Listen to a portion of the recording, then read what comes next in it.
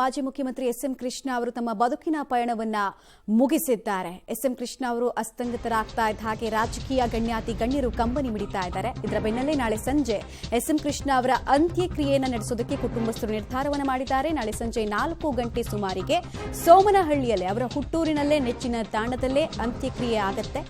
ಸರ್ಕಾರದ ಸಕಲ ಸರ್ಕಾರಿ ಗೌರವಗಳೊಂದಿಗೆ ಬೀಳ್ಕೊಡುಗೆಯನ್ನು ಕೊಡಲಾಗುತ್ತೆ. ಅಂತ್ಯಕ್ರಿಯೆ ನಡೆಯುವಂತಹ ಜಾಗದಲ್ಲಿ ಸ್ಥಳ ಪರಿಶೀಲನೆಯನ್ನ ಕೂಡ ಜಿಲ್ಲಾಧಿಕಾರಿಗಳು ಹಾಗೂ ಎಸ್ಪಿ ಅಲ್ಲಿ ಬಂದು ಮಾಡ್ತಾ ಇರೋ ತರ ಡೀಟೇಲ್ಸ್ ಲಭ್ಯ ಆಗ್ತಾ ಇದೆ. ಸೋಮನಹಳ್ಳಿ ಇಡೀ ಆವರಣದಲ್ಲಿ ಸದ್ಯಕ್ಕೆ ಸೂತಕದ ಛಾಯೆ ಆವರಿಸಿಬಿಟ್ಟಿದೆ.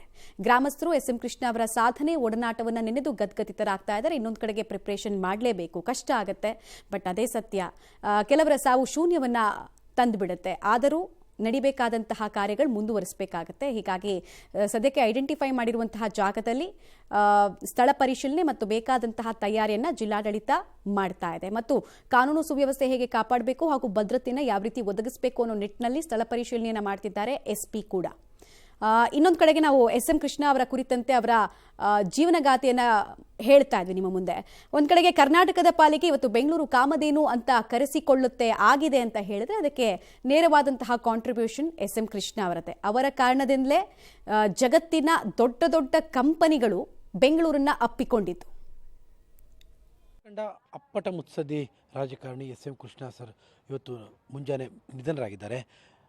ಅವ್ರ ಬಗ್ಗೆ ಭಾಳಷ್ಟು ಬಾರಿ ಪ್ರೀತಿಪೂರ್ವಕವಾದಂತಹ ಮಾತನ್ನು ಹೇಳಿದಂತಹ ಮೈಸೂರಿನ ಮಾಜಿ ಸಂಸದರಾಗಿರುವಂತಹ ಪ್ರತಾಪ್ ಸಿಂಹ ಅವರಿಗೆ ನಮ್ಮ ಜೊತೆಲಿದ್ದಾರೆ. ಅದ್ರ ಬಗ್ಗೆ ಮಾತನಾಡೋದಕ್ಕೆ ಸರ್, ನಾವು ಗಮನಿಸ್ತಾ ಇದ್ದಂತೆ ಪಕ್ಷಾತೀತವಾಗಿ ಪ್ರೀತಿಯನ್ನು ಹೊಂದಿದಂಥವ್ರು ಎಸ್.ಎಂ. ಕೃಷ್ಣ ಸರ್ ಅವರು ಇವತ್ತು ಬೆಳಗಿನ ಜಾವ ನಿಧನರಾಗಿದ್ದಾರೆ. ಕರ್ನಾಟಕದ ಮಾಜಿ ಮುಖ್ಯಮಂತ್ರಿಗಳು, ಕೇಂದ್ರದಲ್ಲಿ ವಿದೇಶಾಂಗ ಸಚಿವರಾಗಿಯೂ ಕೂಡ ಸೇವೆ ಸಲ್ಲಿಸಿ, ಮಹಾರಾಷ್ಟ್ರದಲ್ಲೂ ಕೂಡ ರಾಜ್ಯಪಾಲರಾಗಿ ಸೇವೆ ಸಲ್ಲಿಸಿದಂಥ ಹಿರಿಯ ಮುತ್ಸದ್ದಿ ಎಸ್.ಎಂ. ಕೃಷ್ಣ ಸಾಹೇಬರು ಇವತ್ತು ಬೆಳಗಿನ ಜಾವ ನಮ್ಮನ್ನಾಗಲಿದ್ದಾರೆ. ಅವರ ಆತ್ಮಕ್ಕೆ ಶಾಂತಿ ಸಿಗಲಿ, ಅವರ ಅಪಾರ ಅಭಿಮಾನಿ ವರ್ಗಕ್ಕೆ ಅವರ ಅಗಲಿಕೆಯ ನೋವನ್ನು ಸಹಿಸಿಕೊಳ್ಳುವಂಥ ಶಕ್ತಿಯನ್ನು ಕೊಡಲಿ ಅಂತೇಳಿ ಹೇಳಿಬಿಟ್ಟು ನಾನು ಮೊದಲನೇದಾಗಿ ಪ್ರಾರ್ಥಿಸ್ತೇನೆ. ಕರ್ನಾಟಕ ರಾಜ್ಯ ಯಾವತ್ತಿಗೂ ಕೂಡ ಎಸ್.ಎಂ. ಕೃಷ್ಣ ಅವರಿಗೆ ಚಿರಋಣಿಯಾಗಿರಬೇಕಾಗುತ್ತೆ.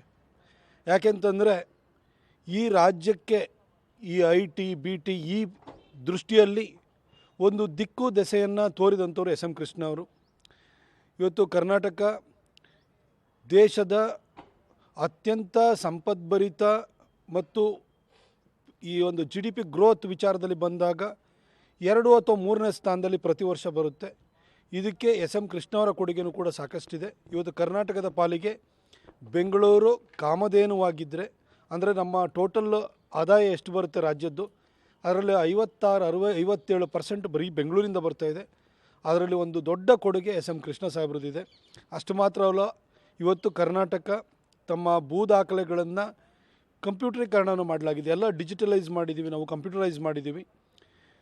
ಇದರ ಶ್ರೇಯಸ್ಸು ಮೂಲತಃ ಸಲ್ಲಬೇಕಾಗಿರುವಂಥದ್ದು ಎಸ್.ಎಂ. ಕೃಷ್ಣ ಸಾಹೇಬರಿಗೆ. ಯಾಕೆಂತಂದರೆ ಅವರು ಮುಖ್ಯಮಂತ್ರಿ ಆಗಿರುವಂಥ ಸಂದರ್ಭದಲ್ಲಿ ಈ ಪಹಣಿ ಪಟ್ಟ ಇಂಥ ವಿಚಾರಗಳೇನಿದೆ ಇವುಗಳನ್ನ ಗಣಕೀಕರಣ ಮಾಡಬೇಕು ಅಂತ ಭೂಮಿ ಪ್ರಾಜೆಕ್ಟನ್ನು ತೊಗೊಂಬಂದಂಥವರು. ಇವತ್ತು ಎಲ್ಲ ಭೂ ದಾಖಲೆಗಳು ಕೂಡ ಗಣಕೀಕರಣ ಆಗಿದೆ. ಆದರೆ ಅದಕ್ಕೆ ನಾಂದಿನ ಹಾಡಿದಂಥವರು ಎಸ್.ಎಂ. ಕೃಷ್ಣ ಸಾಹೇಬರು. ಇವತ್ತು ಹಾಗೆ ಲಿಕ್ಕರ್ ಲಾಬಿ ಅನ್ನೋದನ್ನು ಕೂಡ ಭಾಳ ದೊಡ್ಡ ಪ್ರಭಾವನ ರಾಜಕೀಯದ ಮೇಲೆ ಬೀರ್ತಾಯಿತ್ತು. ಈ ಸೆಕೆಂಡ್ಸ್ ಅನ್ನೋದು ಈ ಟ್ಯಾಕ್ಸನ್ನು ಕದ್ದು ಬಿಟ್ಟು ಲಿಕ್ಕರ್ ಮಾಫಿಯಾ ಅನ್ನೋದು ಬೆಳೀತಾ ಇತ್ತು. ಅದನ್ನು ಹೊಡಿಬೇಕು ಅಂತ ಕರ್ನಾಟಕ ಬೆವರೇಜಸ್ ಕಾರ್ಪೊರೇಷನ್ ಅಂತ ಮಾಡಿ ಅದನ್ನು ಕೂಡ ಹೊಡೆದಾಕಿದರು. ಹಾಗೆ ಫಿಸ್ಕಲ್ ರೆಸ್ಪಾನ್ಸಿಬಿಲಿಟಿ ಬಿಲ್ ಅಂತ ಹೇಳ್ಬಿಟ್ಟು ವಿತ್ತೀಯ ಹೊಣೆಗಾರಿಕೆ ಕಾಯ್ದೆ ಅಂತ ತೊಗೊಂಬಂದರು. ಆದಾಯ ಎಷ್ಟು ಬರುತ್ತೆ ಅದಕ್ಕೆ ಅನುಗುಣವಾಗಿ ಖರ್ಚನ್ನು ಮಾಡಬೇಕು ಅಂತೇಳಿ. ಹಾಗಾಗಿಯೇ ಬಹುಶಃ 2005-6ರಲ್ಲೆಲ್ಲ ಕರ್ನಾಟಕ ಸರ್ಪ್ಲಸ್ ಬಜೆಟನ್ನು ಮಂಡಿಸಿದರೆ ಅದು ಎಸ್.ಎಂ. ಕೃಷ್ಣ ಸಾಹೇಬರು ತಂದಂಥ ಈ ಕಾಯ್ದೆಯ ಪರಿಣಾಮವಾಗಿ ಮಾಡಲಿಕ್ಕೆ ಸಾಧ್ಯವಾಯಿತು. ಹಾಗೆ ಇವತ್ತು ಬೆಂಗಳೂರು ಮತ್ತು ಮೈಸೂರು ನಡುವೆ ಮೊದಲನೇ ಬಾರಿಗೆ ಸ್ಟೇಟ್ ಹೈವೇಯನ್ನು 4 ಲೈನ್ ಹೈವೇನ ಮಾಡಿದಂಥವ್ರು ಎಸ್.ಎಂ. ಕೃಷ್ಣ ಸಾಹೇಬರು. ನಾನೊಬ್ಬ ಮೈಸೂರಿಗನಾಗಿ ಅವರಿಗೆ ಯಾವಾಗಲೂ ಕೂಡ ಕೃತಜ್ಞತೆಯನ್ನು ಅರ್ಪಿಸ್ತೀನಿ. ಮೈಸೂರು ರಿಂಗ್ ರೋಡ್ ಏನಿದೆ ಅದಕ್ಕೂ ಕೂಡ ಅದನ್ನು ಪ್ರಾರಂಭ ಮಾಡಿದಂಥವ್ರು ಕೂಡ ಎಸ್.ಎಂ. ಕೃಷ್ಣ ಸಾಹೇಬರು.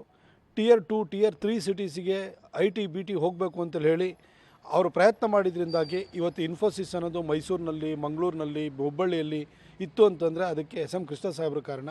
ಹೀಗೆ ಅವರ ಸಾಧನೆಗಳನ್ನು ನಾವು ಗಂಟೆಗಟ್ಟಲೆ ಮಾತಾಡ್ತಾ ಹೋಗ್ಬೋದು. ಒಬ್ಬ ಒಳ್ಳೆಯ ಮುಖ್ಯಮಂತ್ರಿ ಆಗಿದ್ದಂಥವ್ರು.